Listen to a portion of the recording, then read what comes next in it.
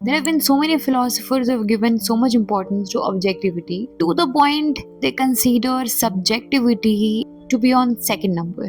Scientists all around the world consider logical analysis, scientific proofs, mathematical evidence to be the sole and objective criteria that one should follow. But there was one philosopher who paid importance to subjectivity, and he says subjectivity should be the proof for everything, formed the criteria for truth. It's none other than but the father of existentialism, Kierkegaard. Kierkegaard says that when it comes to subjectivity, it should be the truth because it comes from our lived experience.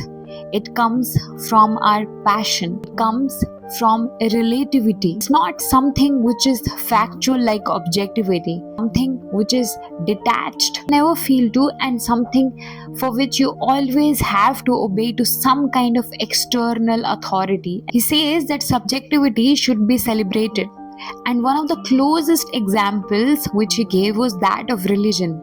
He says, no matter how much objectivity I want to follow in life, when it comes to my religion and my faith, there's no objectivity in it. I do not need any evidence for it. And there I feel solace, and that is what gives me so much courage and positivity to move around. But there have been quite a lot of criticism for this as well. And it is subjectivity which makes me live ethically and morally. Listen to me because you can relate to me. You may be finding this topic interesting. When I speak mechanically or speak on a topic I don't find interest in, I also don't relate to it. I am also not engaged in topic that much. So that is why subjectivity becomes important.